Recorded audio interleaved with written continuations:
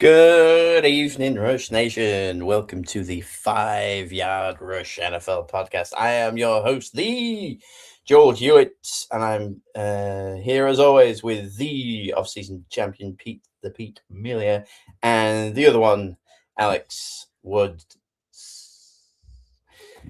with two S's now. We're increasing the length of that one. How the devil we doing, boys? Missed you. Took a week off. Pete's on mute. He's on mute. Pete's on mute. I blame you. It's your fault. You blamed me last time. I'm glad to talk to you after having an extra 30 seconds without being able to talk to you at the beginning of the pod.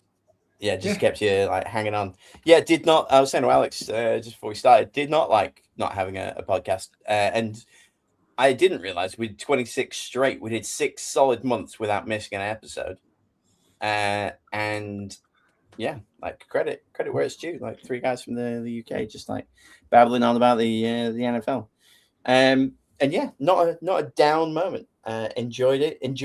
Kind of enjoyed the break. Didn't enjoy the break. Had a horrible dream 2 nights ago that didn't nail the intro. Everyone ran out of things to say. It was just dead air. I woke up in a panic and like immediately text Murph. I was like, fix the link to Twitter. He did that. It broke just before we started.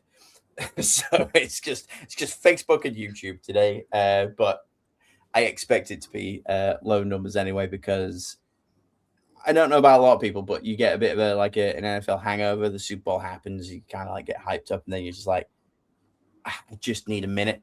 I just don't. Often at this time, I'm not listening to like podcasts and things. I take a couple of weeks, a month off before we start gearing up to what's combine and everything like around the corner.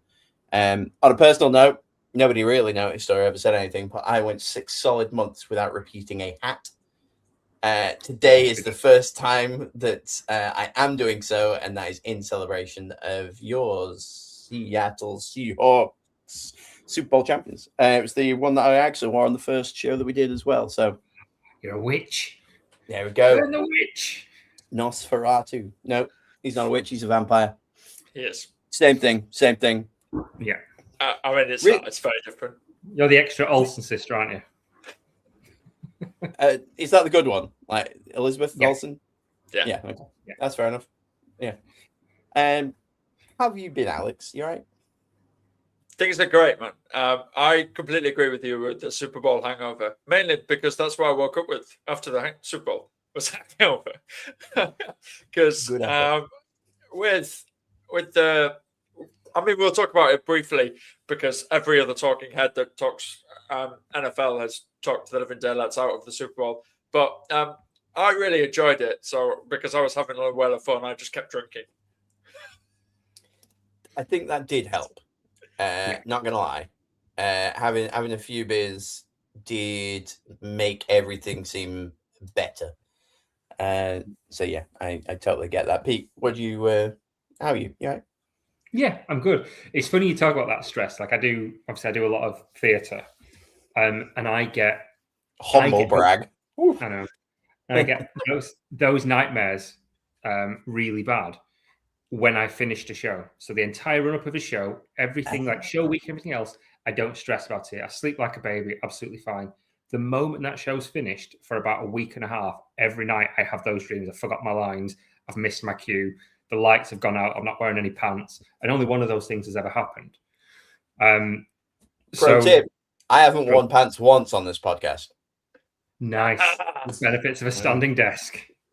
Absolutely. You don't know what's happening. We can hear the swooshing. You certainly can. But yeah, I'm good as well. It's a bit of a weird one, isn't it? Trying to go into this is probably the biggest lull in the lowest week in the NFL calendar, I would say, because there's always plenty to think about and start previewing and get excited. But it's too early for previews.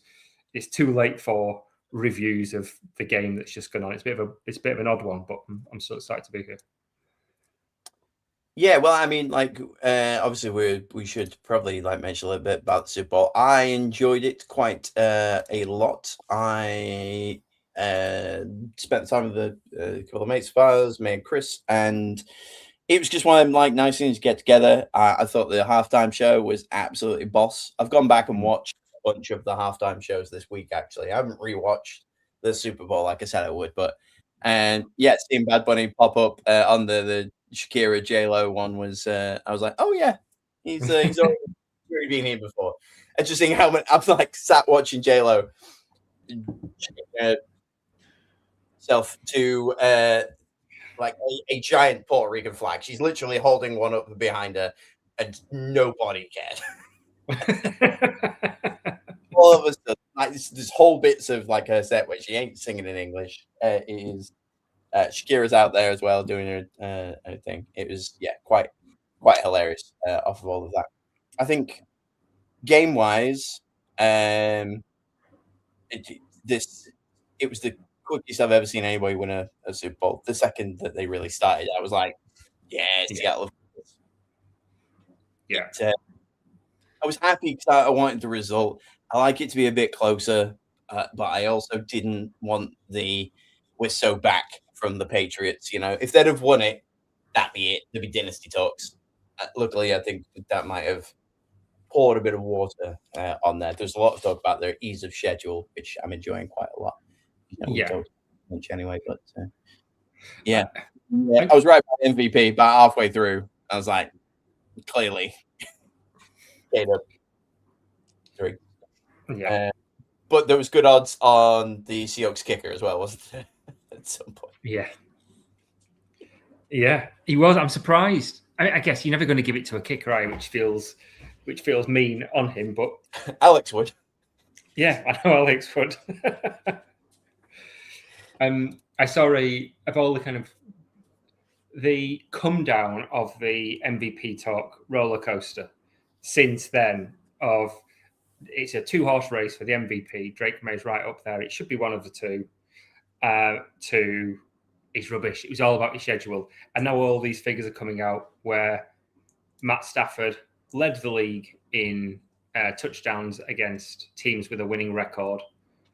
Where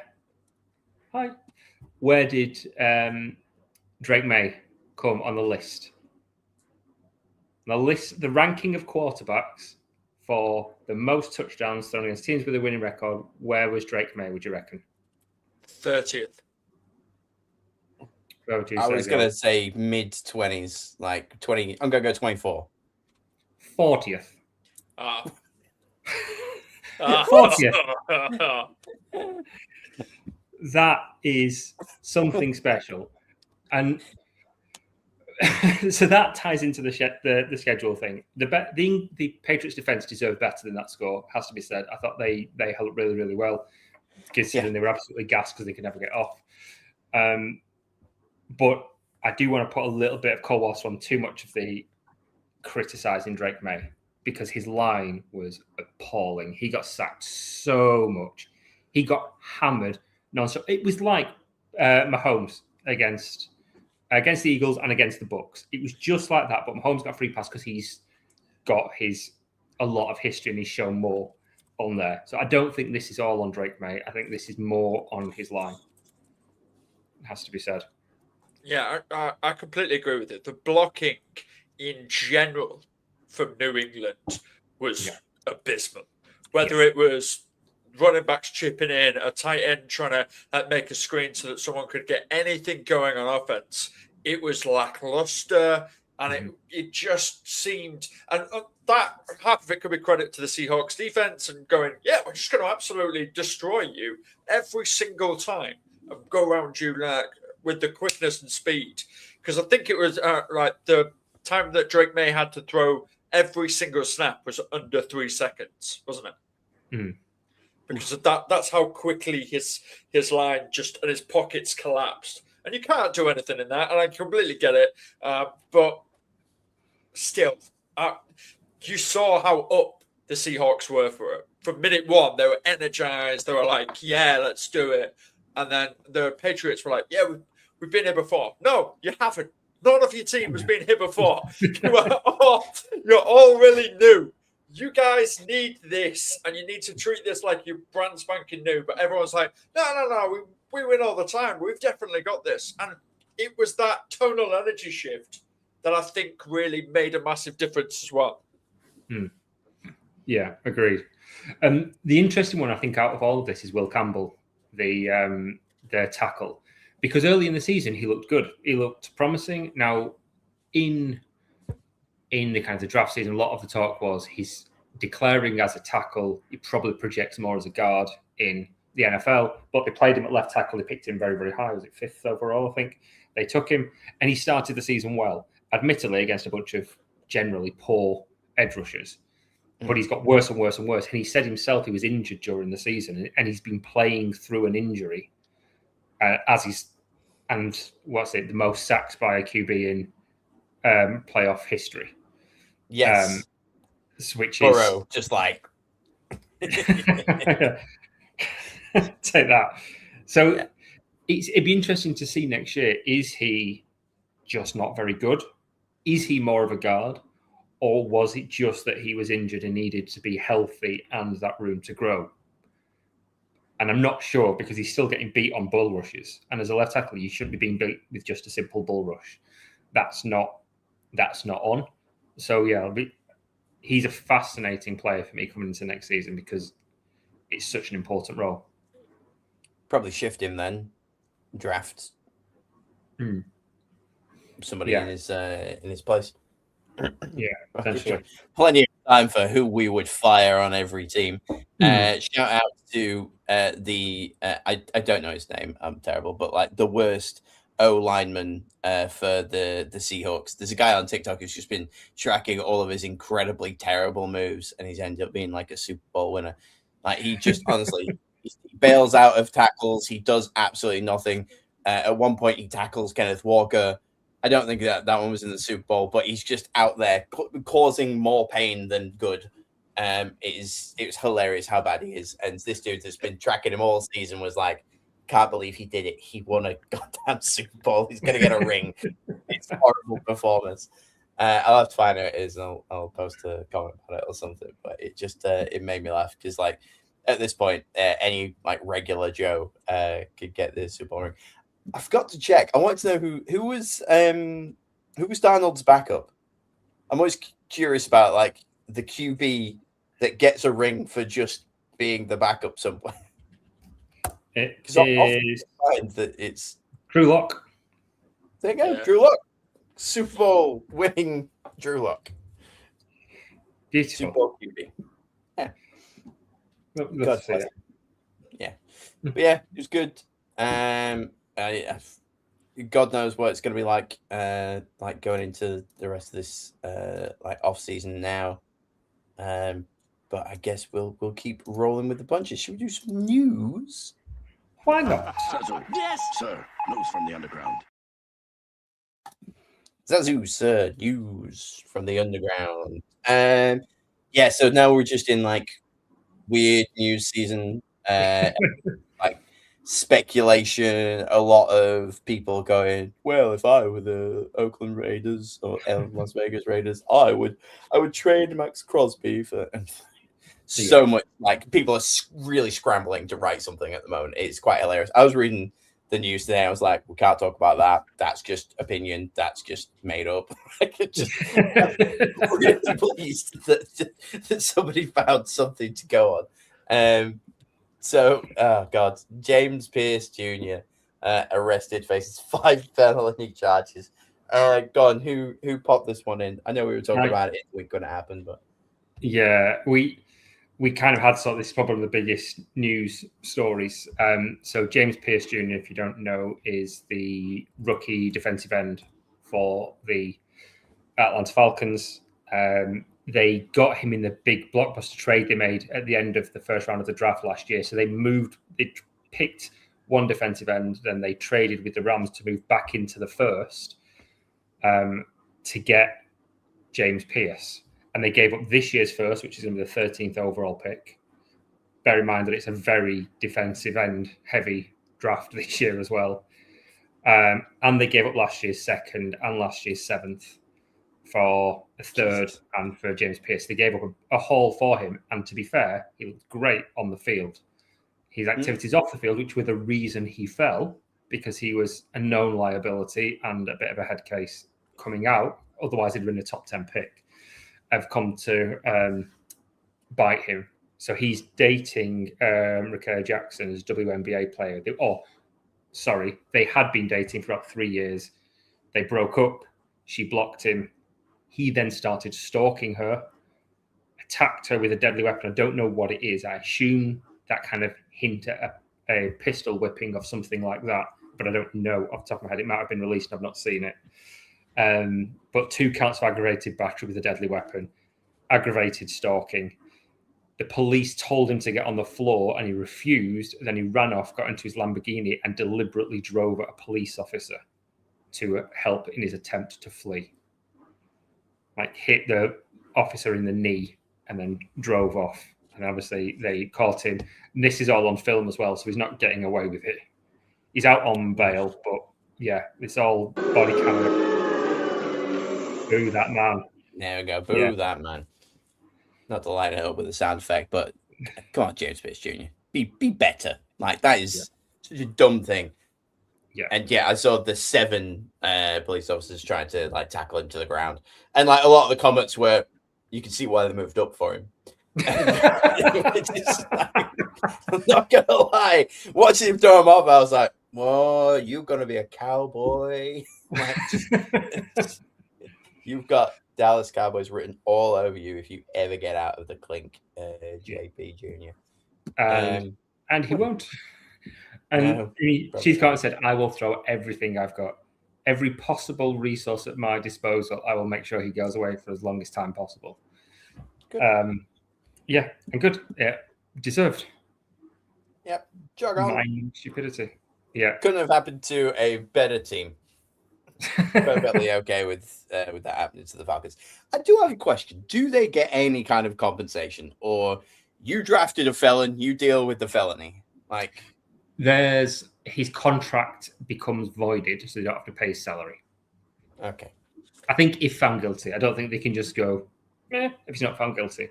But yeah, if when that goes through, he's done. Depends You'd on his think contract. there would be like a gross misconduct, wouldn't you? Like, there's got to be. Because the Raiders cut ties with Henry Ruggs before he got sent down. Also, yeah. You can cut ties. I suppose I don't know what the salary situation is with that. But yeah, they'll cut. It's not like if this court case gets postponed into the back end of the season, they're going to play him for the first 6 or 7 weeks. I don't think so because of the optics of it. That'd be. They've had some bad optics with draft picks and things going a bit wrong off. Or they could just be the Kansas City Chiefs and welcome him back as in some kind of hero, wear t-shirts to support him, and then celebrate when he returns. Yeah, could do. That would be a terrible move from an organization. To a worse. So that aside, from one felon to another. Moving beautifully on top of the Chiefs and past reprobates, Tyreek Hill. The Finns kind of cut bait with a few players on Monday. Clearing house, obviously they've got Jeff Hafley and they've got a new head coach. They've got a big rebuild to do. They've not got a lot of tradable pieces, so it seems like they're just getting rid of everything. The most notable is Tyreek Hill, who has been cut. I don't think it's particularly surprising. It's big news because it's a big name, but he's back-to-back 1,700 yard seasons when he came. Wasn't particularly great in 2024. The team weren't in general. And then last year, obviously, he was injured. It was a really, really bad injury as well. Yeah, he was having a good season up until that injury, to be fair. He looked old, Tyreek Hill. Yeah. But he repaired the ACL, but his LCL, he thought it was just a sprain and he didn't need to repair it, and he does. It needs surgery. So he's been cut and he needs another surgery on his LCL. And for a guy that is not entirely reliant on speed, that's not fair. But that is his calling card. He calls himself cheater for a reason. That's his plus one. Not because he's good at Monopoly, because he's fast. Because you're a cheater, Alex. Yeah, Yeah, but like that's how you win Monopoly, Alex. You cheat. No, That's how you win. It's literally baked into the rules, Alex. Nah, I'm not a fan of that.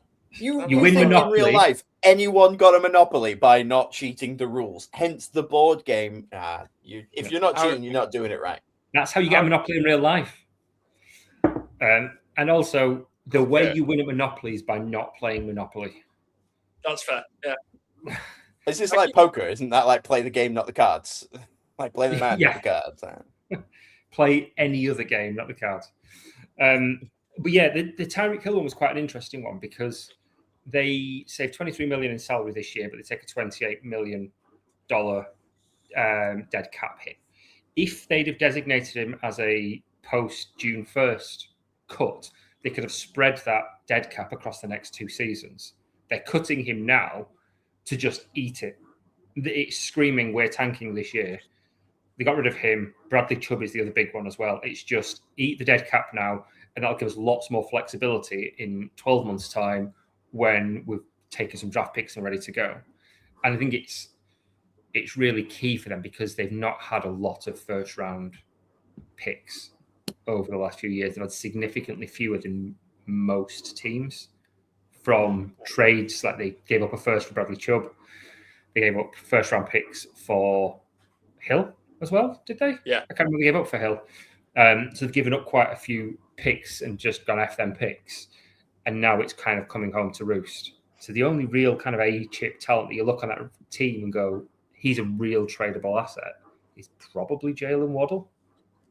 Who reportedly requested the trade this morning. Okay. There we go. Fair enough. I stand by that. Yeah, me too. Cut me. I'm next. Cut me.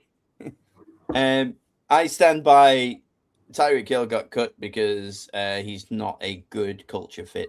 I think it's a good excuse for him and the team to be like, it's probably injury. They don't have to say anything, obviously, but if they did, then, it could be hinted at that. But I think that the shift in the culture is getting away from the Tyreek Hills of the world and try and rebuild a bit more of a, less arseholey culture in Miami. And go on, finish it off. No, all I was going to say is that when you look at the reasons why you cut players, you cut them because they're reprobates, because they are old, because they are injured, and because they're expensive. He's like the Captain Planet of reasons to cut. So they all got together and put their rings out. Yeah, and just Tyreek Hill punches the one that's wearing a dress. And the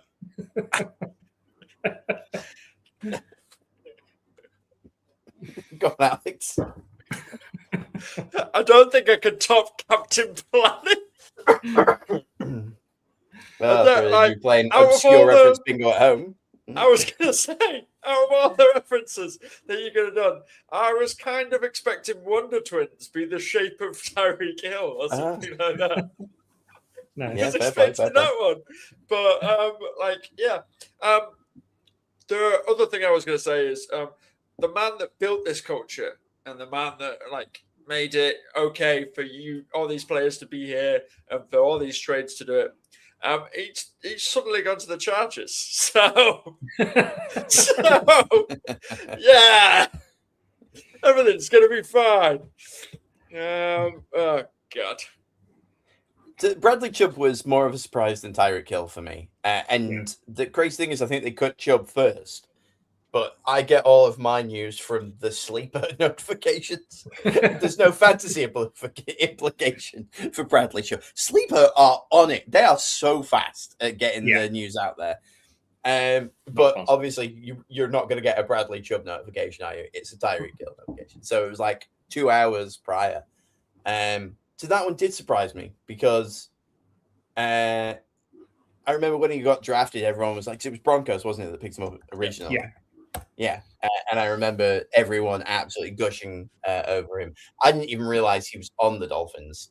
That's how little an impact I feel like he's made this year, but also Well, how little impact the Dolphins have made this year. I think that's more what it is. Like I was watching a video. It was by a Broncos fan, and they were saying the best first round picks the Broncos have taken in the last 20 years, and they've taken some good picks, to be fair.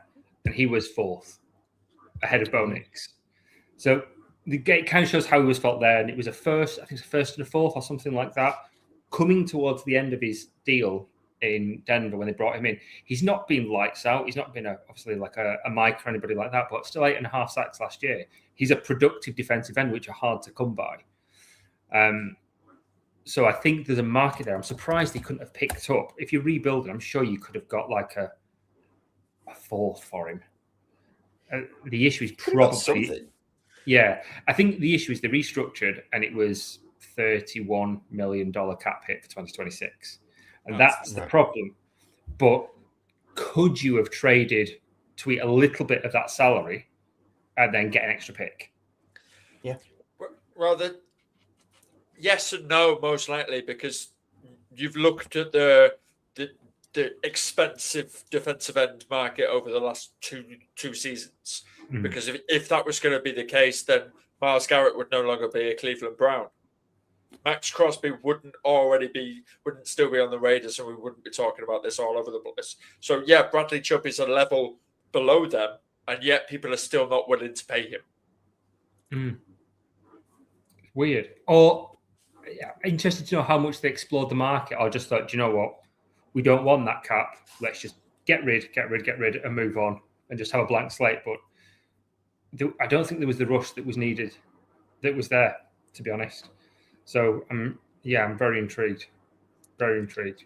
Unless he had a meeting, like Jeff Hafley met with everybody and introduced himself like post Super Bowl and was like, "Hey, I'm Jeff Hafley, I'm the new head coach," and like wanted to walk around and stuff like that, and sat down with each guy, which you would think a head coach would do. Sit down with each player and be like, "Hey, this is what we kind of see for this. And these are the guys that were belled against it the most." Yeah. So it's just quite possibly. Just snapping ties. Well, just come in, assert dominance. Just blind fire. Just walk in. Right, Jeff, the first person to look at, they're getting cut. Bradley, nice to meet you. There is certainly a fit thing as well. Jeff Hafley plays a 4-3 defense, so he wants proper defensive ends, and Bradley Chubb's an outside linebacker, so he's more of a 3-4 base. So I think that if they thought he's not going to be as productive, maybe. I still think the trade on name alone you could do fine. Like it's a surprise. It is. Yeah. And he's going to get absolutely snapped up. I don't think he'll be sat around for long. Because he's cut, he can sign anything. He doesn't have to wait for free agency or anything, does he? That's correct. Yeah.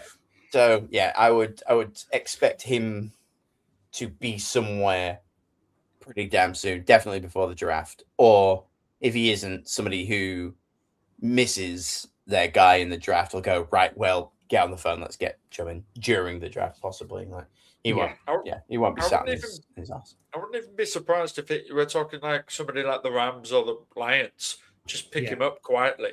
Like nobody even mentions it. We kind of wait 2 weeks. The Rams do their due diligence, the Lions do their due diligence, and just pick him up. And then everyone's like, "Oh, well, this isn't a story, really." We remember like back in later on June, July, we're like, "Oh my God, yeah, I forgot. Bradley Chubb's a lion. Bradley Chubb's a ram." Like, stood on like a podium at a Super Bowl, and you're like, "What?" Yeah. Be fascinating. Because you'd think one of those teams, like the Seahawks, who've got loads of cap space, would just go, come, take a team-friendly deal, and let's see if we can run it back and appeal that way. Depth. We talk about depth all the time.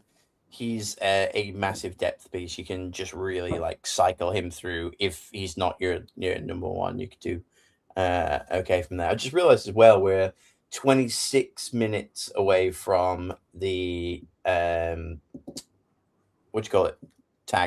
franchise tag being eligible. It's 4 o'clock today. Yeah. Well, let's talk about that, because one of the biggest news stories on the franchise tag, and it shouldn't be, is the Seahawks. According to Schefter, the Seahawks aren't planning on using the franchise tag on Kenneth Walker. Super Bowl MVP Kenneth Walker. They're not going to franchise him. Yeah. The reason they're not going to franchise tag him is because they don't franchise tag anybody. No. They tag him on when they very rarely do. When they do, they tag and trade. They've got a lot of players to franchise tag. The franchise tag for running backs $14 million a year. I think that's a steep price for Kenneth Walker, who was good, but also generally part of a tandem with Charbonnet. I think they offer him a contract, but it's probably shy of that 14, maybe 10, 12 million a year for a couple of years. I think it's more likely what happens. So I think it's kind of a non-story. Because again, this isn't a story there. No one wants to pay running backs. Paying running backs isn't sexy. Paying wide receivers, sexy. Paying quarterbacks, sexy. Even paying a cornerback is considered sexy. But paying a running back, nah. That's like seeing your grandma in a 90. You're not wanting that. None of that. Swift got 3 years, $8 million. Walker's a bit better than that. So 3 years, $8 million a year. So 24 million with 16 guaranteed. Yeah. And they're talking 14 million a year on that franchise tag when they need it elsewhere. They'd be insane to have done it. And it would have just been pure sentimentality. And I just don't see the point, if I'm honest. Yeah, totally agree. And he's not their number one running back. He is currently, obviously, because Charbonnet is out. But I think Charbonnet is still the 1A and he's the 1B. He's the 1A in the goal line. He's the red zone. Walker's the one. I think he takes more of the runs between the 20s, but Charbonnet gets all the good carries, the juicy stuff, doesn't he? Yeah, that's why it's 1A and 1B, not 1 and 2. Yeah. So I mean, you're going to need him. He'll probably have to negotiate something, and it could just be a non-story, and they're like, he could be like, tag me, give me the 14 million. And they're like, nah, no, because you're worth this. Yeah, you could go somewhere else and not win another Super Bowl and go take this, what we're offering you, elsewhere and be the number one at the Raiders. Obviously not the Raiders, but you can just end up any old place, like Titans, running back hell. Yeah. Oh God, yeah. He'll probably stick around and not do anything with it. Go on, there are some good running back free agents this season. I've not had a good look yet. Who's like top few? So you've got Travis Etienne. Love it. You've got Breece Hall, J.K. Dobbins. He's Bobbins. If anybody cares about a Raheem Mostert rerun, potentially. But like you're looking at that took a massive drop off a cliff there for a second. Yeah. You're looking at Breece Hall and then. Yeah, it's pretty much Breece Hall and can Nick Chubb find his legs again? But he can't. He cannot. He no. cannot. No. Yeah. He can't. Can J.K. Dobbins? Dobbins was good. J.K. Dobbins. That's the question. Yeah. Can J.K. Dobbins? And the answer is no. No, he can't. He'll get picked up, but no. Too many injuries, and there's a few teams that need a running back as well that are in desperate need. So Breece Hall's market is going to be intriguing. I would say Breece Hall is the only one that I'd have above Kenneth Walker. Maybe it's not Travis by much either.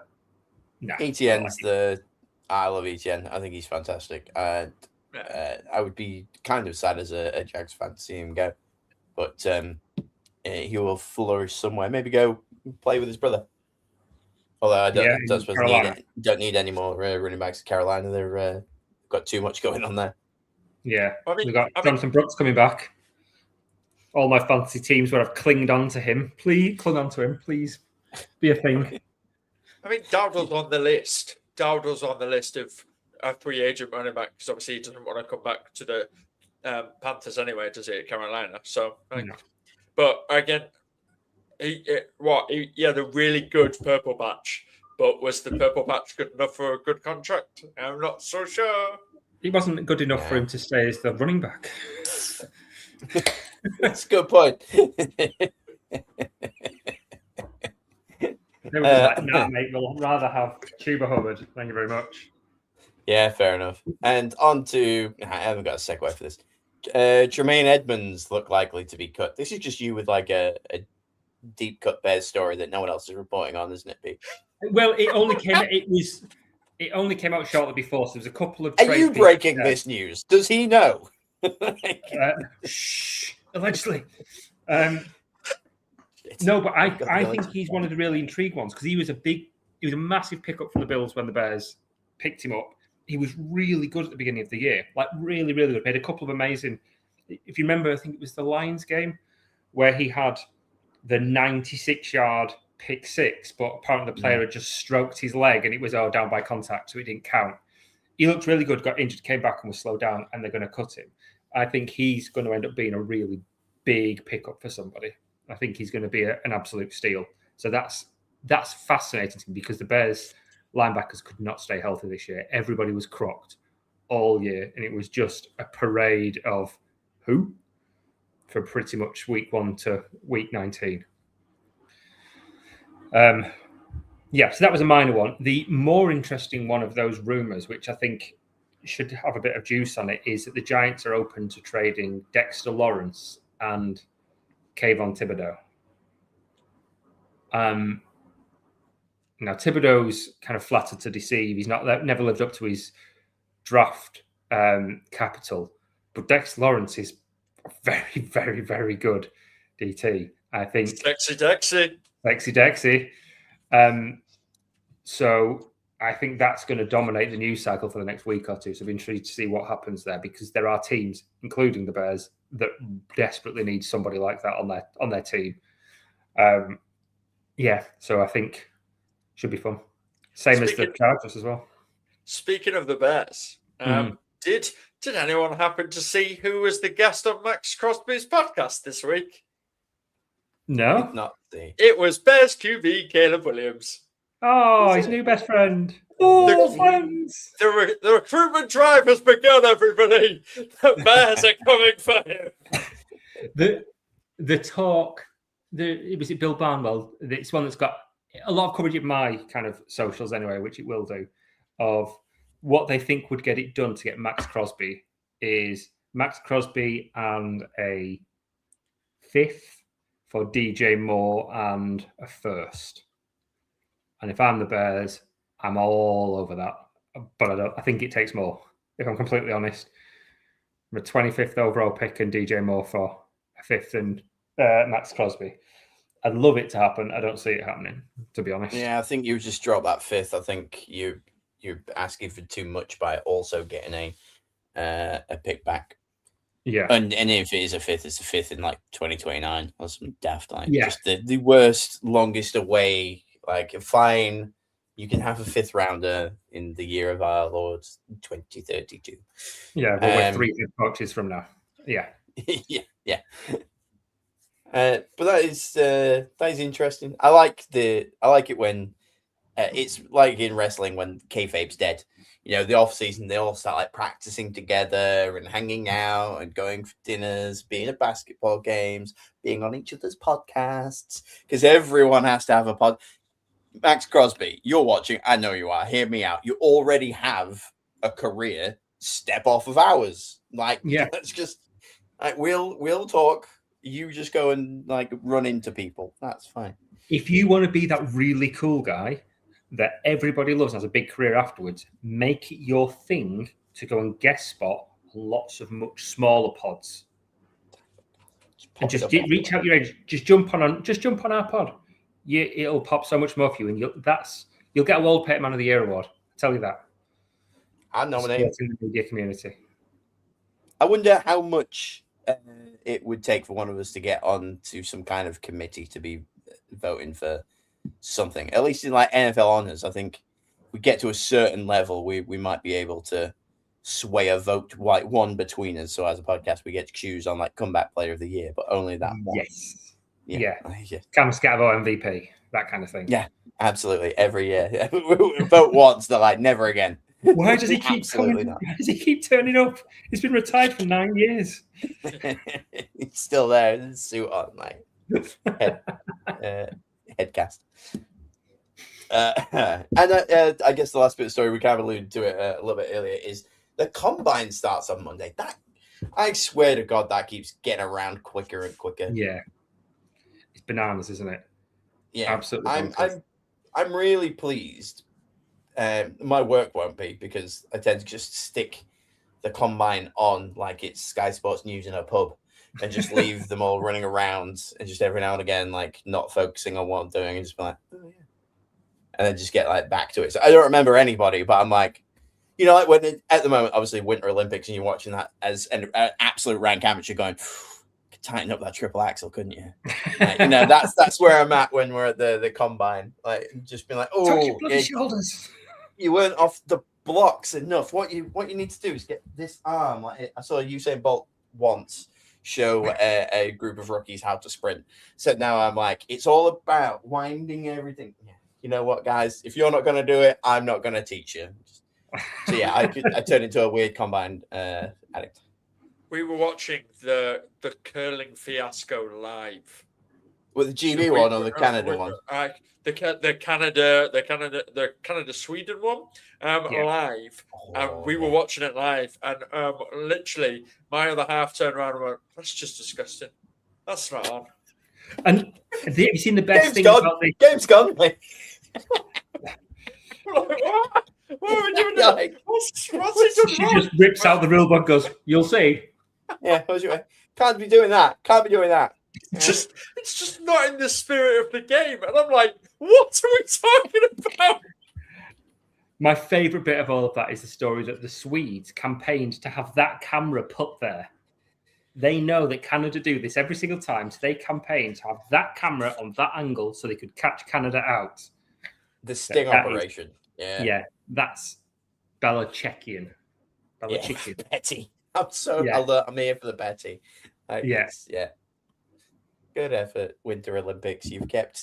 This week has been easier thanks to that, and there's some like mad ones to come. Have you seen the one where they've got like ski uphill, take some things off the That is now a meme of the week. That's been used. That GIF has been used so many times, where it's just like proper storming it up. Oh my God! There's a new event. Awesome. I think it's on Thursday, Alex. So it's like they've got to do pit stops. They've got to do like transitions. So they've got like ski uphill a bunch, and then when they get to a certain point, they have to take their skis off and then run uphill a bit, and then they've got to ski uphill a little bit more, and then while on their skis, because they've got like a grippy thing on the bottom of their skis, they've got to get that off and then skate uphill without that grip on. But the way they do it is they put their skis on, hold on to it's like tape, and they do a little bunny hop and like whip it away, and then they're off to the races, and then they've got to race each other downhill. It's going to be amazing. Honestly, I don't know what it's called. It's like ski cross or something, but it's going to be absolutely wild. It's a new event for the Winter Olympics this time around. Yeah, it's going to be great. Yeah, this is what happens, NFL, when you go and have something stupid like an off season. How dare they? We celebrate the Winter Olympics despite the fact that this year was the first time in history Britain's won a gold medal on the snow. On the snow, the female snowboarder, wasn't it? Sorry, just at the end, like snooker in the downhill. Yeah, beautiful. Before we move off the Winter Olympics, can we also just talk about how mad skeleton is? Yes, like insane. Yeah. That's insane. Like, and we watch a sport where grown men slam into each other with the ferocity of cars, but like skeleton's insane.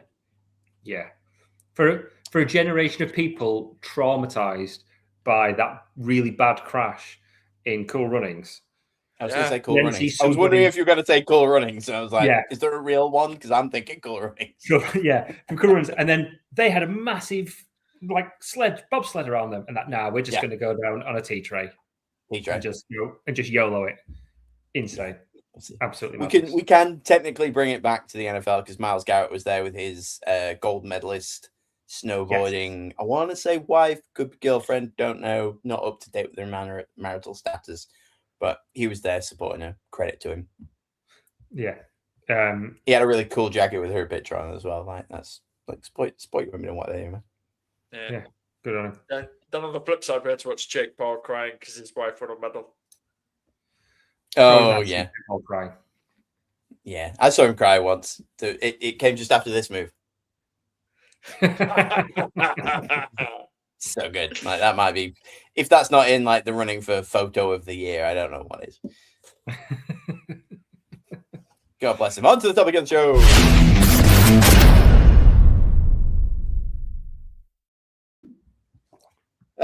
The cold winter months, seasonal depression has set in nice and hard. We've ran out of American football to watch. So now we are going through the stages of grief, starting with denial.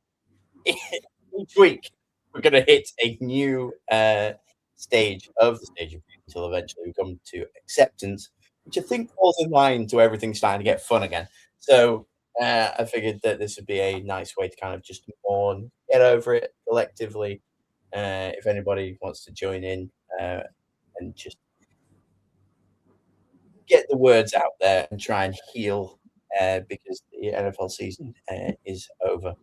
I said to you guys, I said, look, it is just a topic. Use it however you want, cathartically. I don't know if you've both chosen NFL stuff or if you're just now here to like denounce the moon landing or whatever it may be. You shake your head, Alex. Honestly, honest to God, I tell no lies. Mrs. Hewitt, there is a part of her that's like, they staged that. Yeah. She absolutely, there's part of her where she just cannot believe that it is a thing. It's not like, oh, the flag's floating, there's no atmosphere. She's just like, nah, there's no way that we just why do we land them there? You know? I'm like, 'cause it's a feat. Like, why do you climb a mountain? Anyway. So yeah, if you ever bump into Jammer on the street, just like give her a thumbs down for that one. Go on, Alex, stick us off. What do you deny from anything, I guess? The small quarterbacks aren't a thing and will never work in the NFL. I'm in denial about it. I think you're in denial about it. You think they will? Yeah. I think some team can save Kyler Murray.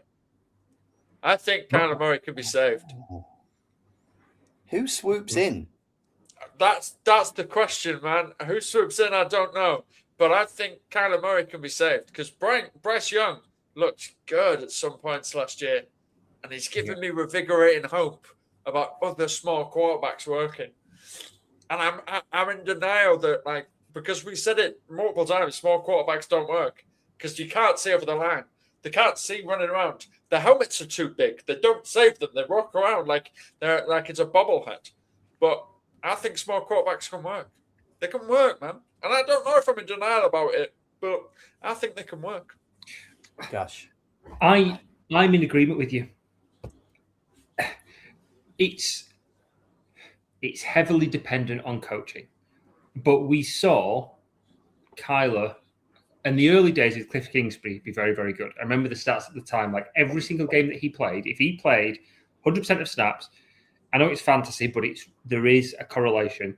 He was a top 10 fantasy quarterback. Every single game, he played 100% of snaps. So he needs a really good O-line, and he needs a coach that plays to his strengths. And annoyingly, the obvious person that's immediately jumped out was John Harbaugh, but he's got Jackson Dart, so he's not taking Kyler Murray. But if he'd have gone with Harbaugh or to Cleveland, because Todd Monken has obviously worked with Lamar, and if he can use some of those skills and some of that scheme, it's a much more easy transfer from that to Kyler than it is from that to Shador or Dylan Gabriel. I like how you talked yourself into that there, and the gerbil agrees, or guinea pig. Agrees. I liked seeing the workings out as you were connecting the dots, and I think you might be on something in two ways there. Yes, it could be the Giants in as a backup because hear me out, Jackson Dart keeps hanging out with Scatterboo. So like, there's a good chance you sit in a room with Kyler Murray. You go, here, Kyler, look, you're gonna be the backup, but like between you and me, you're gonna start like 6 games at least. Let's do that. Let's just and also Kyler's now got someone to play Call of Duty with. Scatterboo's going to play Call of Duty with him. They would be really good friends. Do you know what I mean? They've got a podcast. They've got the post-career sorted. That's it, man. Like, they're going to start. We need more NFL players doing podcasts. Yeah. They're going to start an esports team and everything. Like, they're going to run a Call of Duty team. They're going to be the new Optic. Oh, I love it. Like that. Yeah. Okay. Yeah. We're shipping him over to the Giants, and look, that is quite a good fit. Obviously, they've just had the Russ Wilson kind of era, and he's a similar kind of vein as Kyler Murray. Like, I doubt he'll still be there. I don't know if he was cut or anything like that already, but yeah, I can see it. I think Browns is fun, but you just fall into that. If you're Kyler Murray, you just see the absolute show that they're putting on with QBs and this and that, and you would go, not entirely sure I want to back up anybody there. But like, credit to the Cleveland Browns, they did have 2 QBs in the Pro Bowl, so it. I mention the cursed monkey paw all the time, but Myles Garrett, you got what you asked for, okay? Miles, we guarantee you we're going to have at least 1 Pro Bowl QB for you. And it's like, nice one. That's it. Yeah. It was Joe Flacco. And Shadoop. Yeah. I like small QBs. I don't think they work, but I like that they keep trying to make them a thing, and I will forever enjoy watching that. I had a proper thing for Bryce Young this season. Going into the next one, probably still the same. Still quite like hyped for him and what he does. Obviously, Hall of Famer Drew Brees was not the most tall QB of all time, but he still smashed a bunch of records, hit the Hall of Fame, won a Super Bowl. So again, yeah, it's about coaching. It's what you can like do with him. I think if you've got a smaller than average QB, the temptation is to get him to scramble around a bunch, but I don't think that should be the case. I think you should get them to drop back a ton and then like go for it. Because like, get your mathematicians out here. Like, all of a sudden, angles become much clearer once you've got that distance on them. So do something like that. Don't just be like, abandon it and go for the run. You're going to get hit. You're going to end up RG3'd out of the game. So there you go. I'm going to go next with what I'm in denial about. I refuse to believe that the Patriots could have done any better in the Super Bowl against any of the NFC teams that were in the playoffs. I'm talking Panthers. I'm including the lot of them. I don't think that any part of the New England Patriots and the MVP talks around Drake, May, none of that showed me that they could have beat a single NFC team. It was the NFC Super Bowl. Just didn't matter which one got there. They were definitely going to do that. And the Patriots were a clown show of people that they went up against. So am I in denial that the Carolina Panthers could have beat the New England Patriots in the Super Bowl? Quite possibly. But they put it up against the Rams. They got didn't they win against Green Bay as well? Before Green Bay started to like really suffer. I think that was probably the nail in the coffin for them. Yeah. So I just think any single one of them would have done it. Niners were in there. Obviously, Rams, Seahawks, Panthers. I can't remember everybody, but they all would have beaten the Patriots. Oh, yeah. Yeah. Yeah. Duh. Most obvious. Stolen championship. But yeah, I think you're right. Alex's angry furrowed brow suggests he might think otherwise. I'm sure they played the Panthers in the regular season, and I'm just checking their. A lot of people played the Panthers in the regular season. Doesn't matter. By the time they got to the playoffs, the Panthers were a different beast. Yeah, they absolutely battered them. They won 42-13. What week was It that? really does. That was it was week 5. Yeah. 5. The Yeah, Panthers no, were yeah, a different beast by the end. yeah. They weren't even in mid-season form by then, Alex. I think the way that Patriots line was playing by the playoffs, I think I'm inclined to agree. Or if nothing else, the worst teams in the NFC would be a close game in there. Yeah. They had a very, very easy ride to the Super Bowl, and it was entirely reliant on the defense. So yeah, I have a tendency to agree. Yeah. Also, side note, new Pope, Seahawks made the Super Bowl. They don't always have to win it, but every single time it's happened now. It's weird that it would happen once, but it's happened 3 times now. New Pope, the Seahawks made the Super Bowl. They their helmets next year, they change them to just have one of those little caps. Yeah, just like a little white skull cap like the Pope wears. I want to say Yamka, but I don't want to be that guy. Yarmulke is Jewish. Yarmulke is Jewish. No, no. What are they called? Why are they ripping off the Jewish style? Save the religion podcast. There's a lot of history to go into there. I don't think we have enough time for it on a podcast. I think we do. Strap in, everybody. Wait for hour 3. The theology pod. That's right. It's called a staccato. Yeah. Fair enough. Sounds like a coffee machine. I was going to say it sounds like a running back. Yeah. It's Mario staccato. Yeah. 80s, wasn't he? Yeah. Yeah, it was great.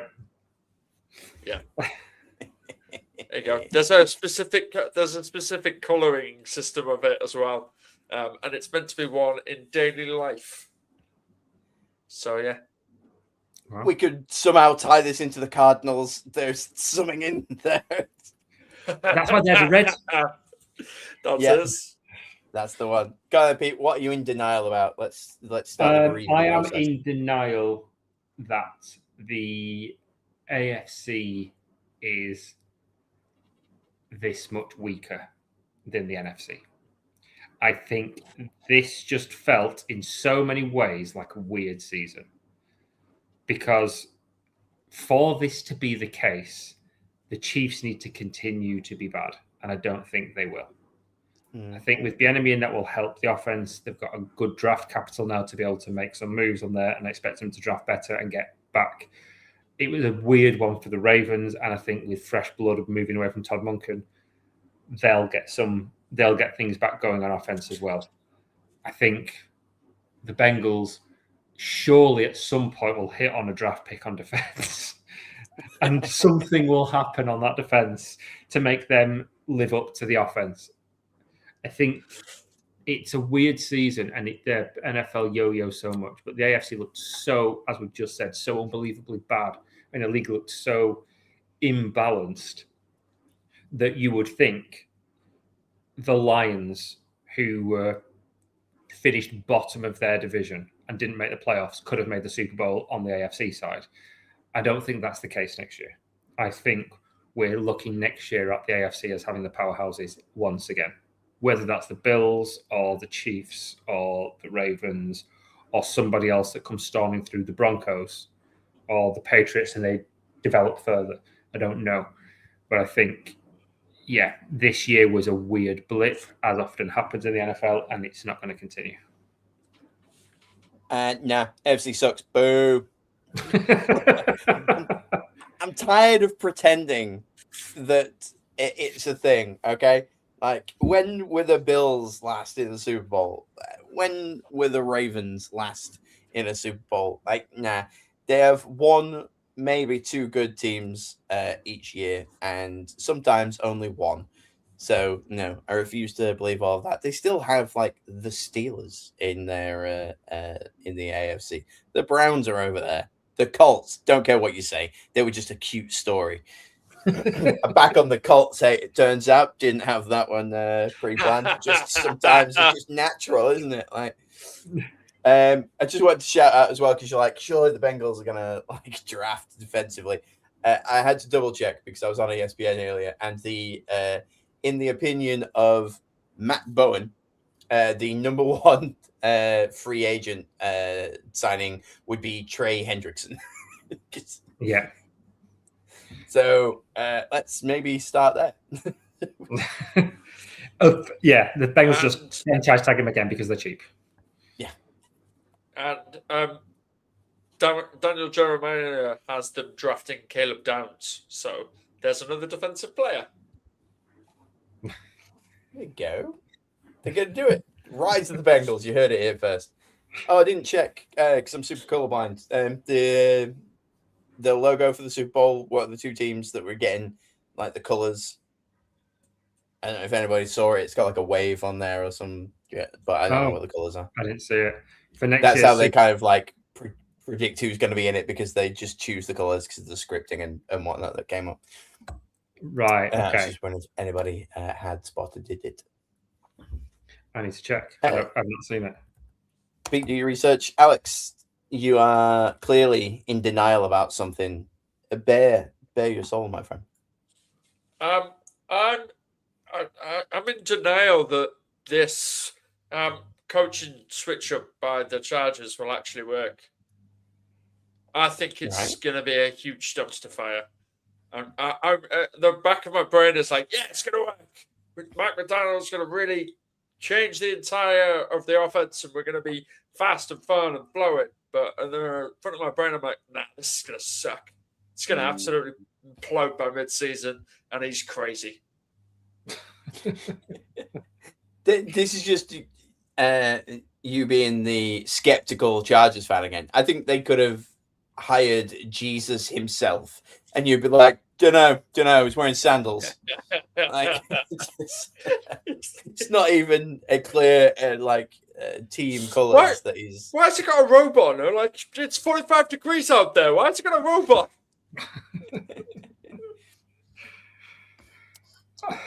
I'll bring Tariq with him. He'll be fine. Oh, good. Please. Oh, that'd be nice. That'd be okay, wouldn't it? I mean, they just lost one of their best players as an outside linebacker. So Bradley Chubb coming in to replace Khalil Mack wouldn't be a shock. I'd welcome it. I'd welcome it. Like, and the Chargers have got so much cap space. So much cap space. So, like, if someone's going to pay Bradley Chubb, let it be the Chargers. But that just sounds like a smart move. That's not what the Chargers front office is known for. It just isn't. But I think because the O-line was so crazy this year and it was such a mess, if the first pickup from the Chargers is a defensive player, I think everybody riots. Yeah. I just think everybody loses their minds. All three Chiefs Chargers fans. Yeah. Oh, yeah, here he is. Here he goes. Not much of a riot, more of a tiff. Yeah.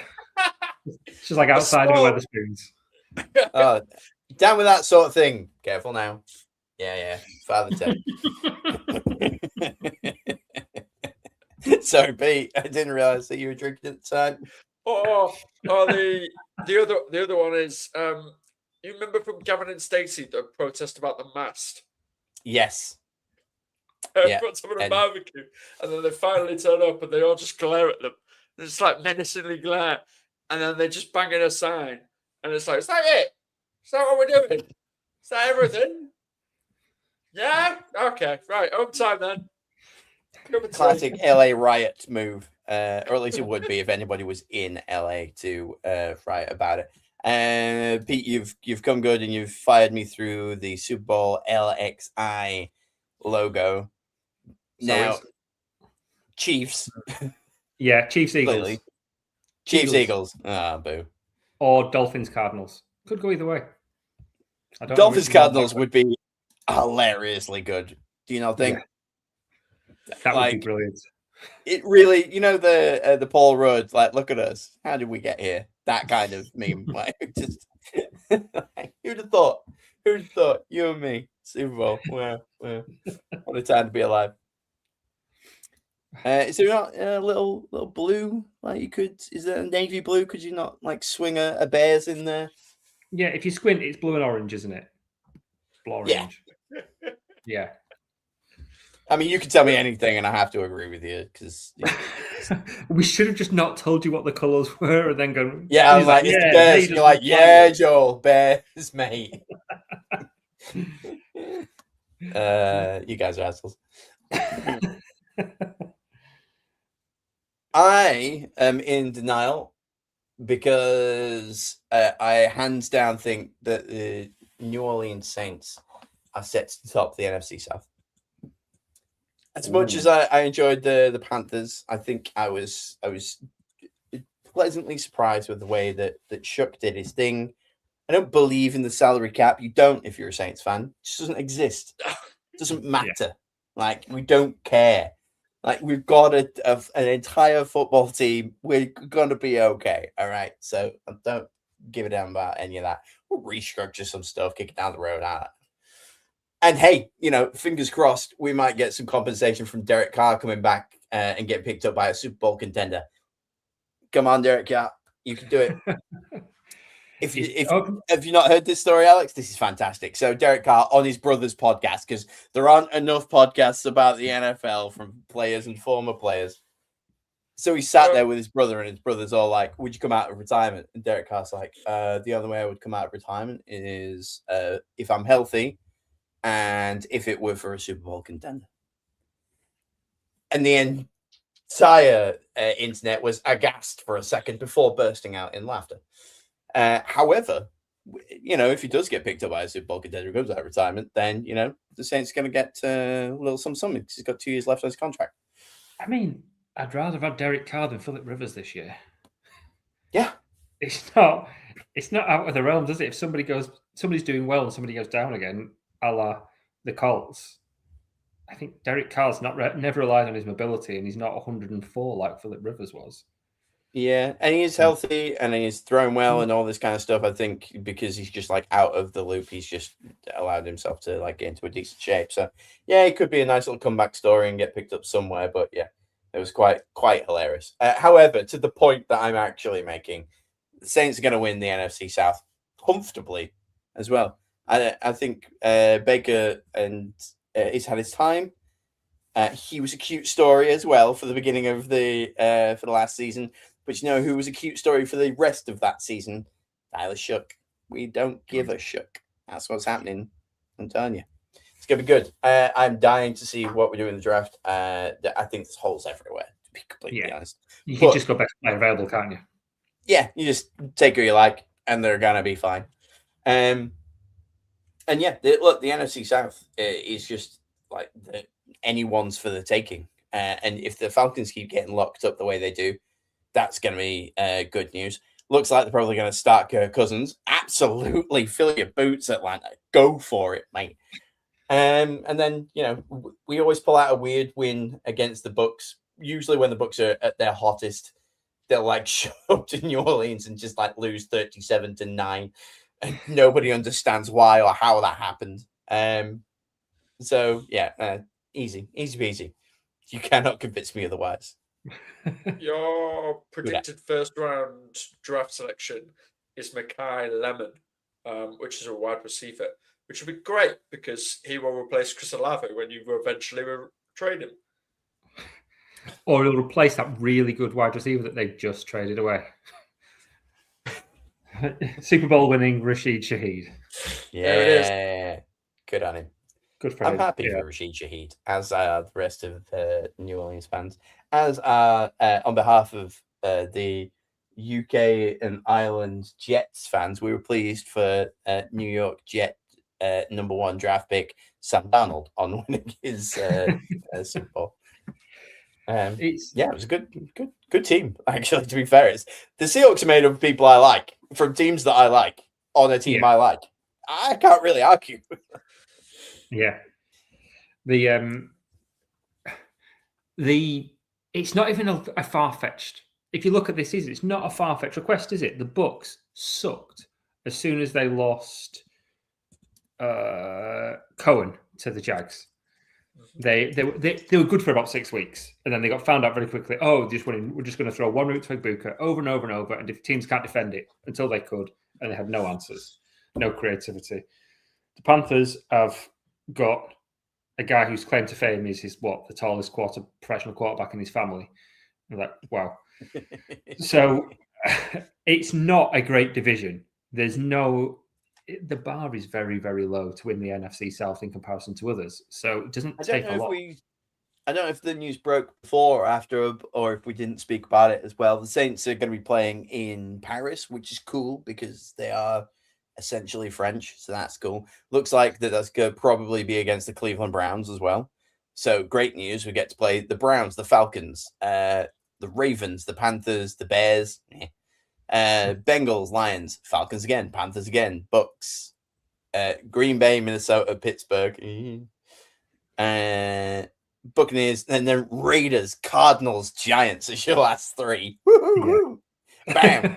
You go immediately from like 8 wins to 11 wins because you just managed to sneak that out at the end.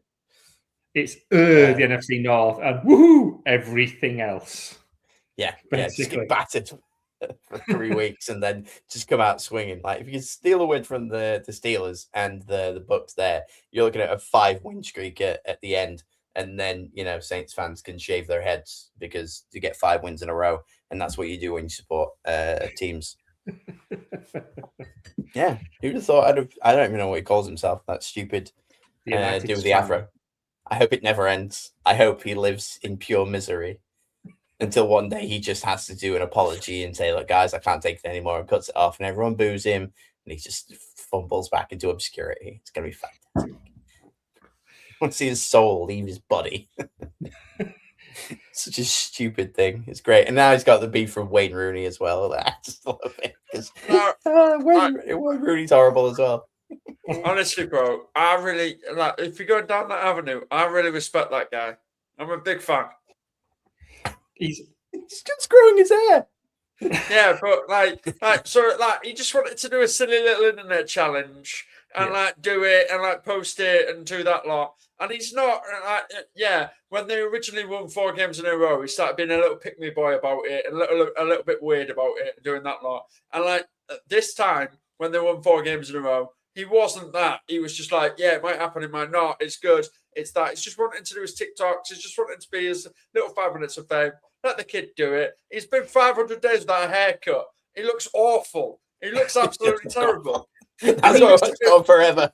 To be fair to him, he must be earning so much money off streams. He's doing interviews with Gerard Piqué. He's getting box seats for the matches at Man United. He probably doesn't want them to win 5. No, just keep winning 4 in a row.